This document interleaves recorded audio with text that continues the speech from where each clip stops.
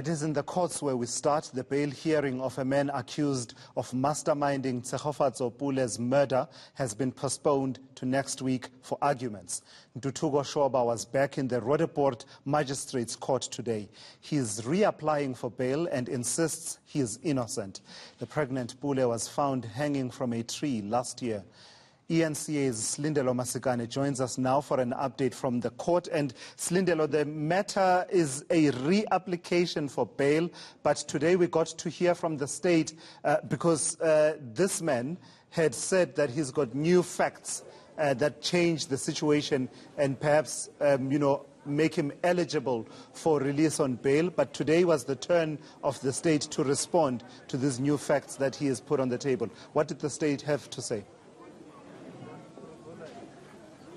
Certainly, Thulasizwe, we know that those new facts come from the fact that, of course, Shoba has been in prison since his arrest, and, of course, he was denied bail during his first application. He is facing a Schedule 6 offence and was supposed to bring exceptional circumstances to the court for him to be granted bail. However, he did not and was then denied. He then decided to reapply for bail, bringing forward what he deemed to be new facts that would assist the court in his application for bail. He says that during his stay in prison, he came to some new information that, in fact, the hitman, Tshegofatso Pule, was, in fact, in a relationship with Tshegofatso Pule, and that they had an argument. And, of course, this led to him questioning whether he was the father of Tshegofatso Pule's child. And this information came from one of the detainees in the prison, who was, in fact, also detained with Malebane during his time in prison. Now, today was the turn for the state to investigate and then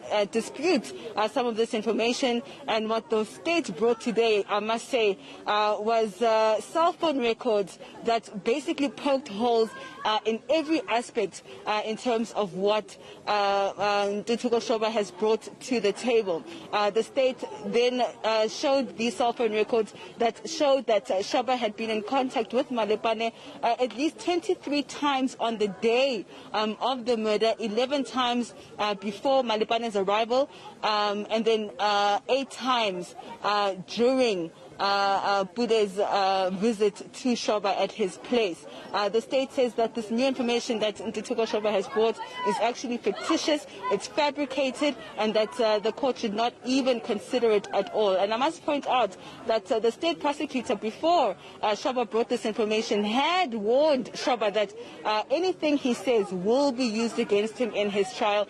He was reminded of his right to remain silent, but he then decided to waiver it. So the information that the state has brought forward are minute-by-minute accounts of how many times Shoba and Malebane have been in contact. They've been in contact on numerous occasions, and in fact, some new information that also was brought forward today, Thulasizwe, was the fact that Pule, in one of her messages to Shoba, revealed that she was actually previously pregnant with Shoba's child and had aborted it. And in that message, she said that she was not willing to abort her child once again. But for more reaction, I am joined by Tshegofatso's uncle, Mr. Katake. Thank you so much for your time. I can imagine some of this information was quite shocking to the family, and I understand that the family was also unaware that Tshegofatso had been pregnant before.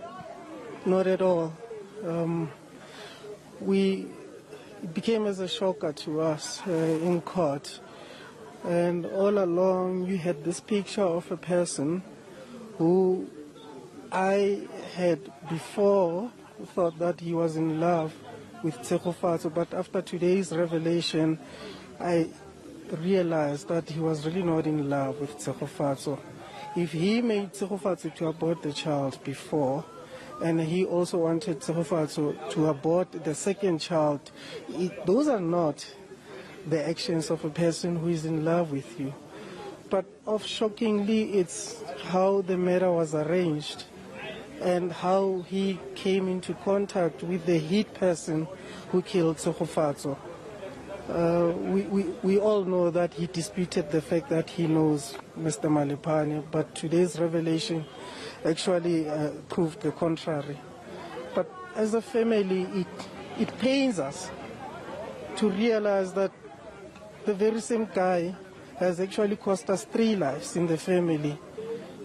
There's there's the child who was aborted by Tshegofatso. We didn't even know that she was pregnant before.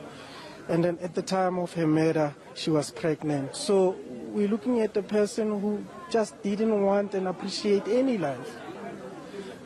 And of course, it's been quite difficult for the family to come to terms with the death of Tshegofatso. How is everyone doing? I know she has a younger sister, and we are expecting the child to begin very soon. What are the preparations like mentally for the family? You know, you can prepare, try to arm yourself psychologically and emotionally, but today's proceedings, no one saw it coming. We never thought that we could hear what we heard in court. It's still something we're trying to come to terms with it.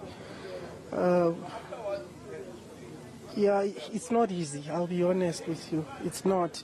Having to sit there and listen how each and every detail of the plan unfolded up to the last moment when Tshegofatso was taken away from his home, and God knows what happened when they shot her. So this is the person who was very adamant that Tshegofatso should not leave, because if she continues to leave, she's gonna disrupt his plans. So we are trying. The counseling is there, arranged by social development. Even today, luckily, they were in court. My mom and my aunt will be seeing the counselor, I think later today, because of what has happened in court. We are battling as a family, yeah. Just lastly, what would you advise any other family that's going through this? I mean, I understand that there's several other cases, in fact, that were heard today in terms of gender-based violence. It's going to be difficult. It's not a child's play. They must be prepared psychologically and emotionally. But most importantly, they must never lose faith, especially on the criminal justice system of our country.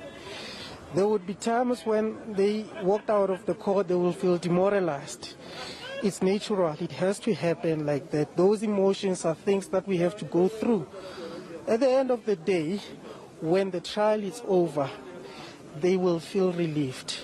All I can say is that they must just hang in there. And are you confident in the strength of the state's case? I've always been confident. I've never doubted the strength of the state's case. Even from the first time when the bail on new facts was brought, I did say that it was a joke. But what transpired today, it's a shocker for all of us. Thank you so much. Thank you. That is Tshegofatso Pule's uncle, just giving us some reaction following some of those revelations that were made in court today. Yeah, I mean, Silindelo, I'm struck by his dignity, right? Tshegofatso Pule's uncle, the Tumisang Katake, the way that he carries this really painful matter with so much dignity. Criminal trials are not easy for the family of the victim, because details do come out as prosecutors try to prove each and every element of the crime, and they will be hearing details that they didn't know and they would not have known. So that dignity really strikes me from the uncle there. eNCA's Silindelo Masikane at the Roodepoort Magistrates Court there, tracking that bail application. It's now been postponed to next week for arguments to be heard.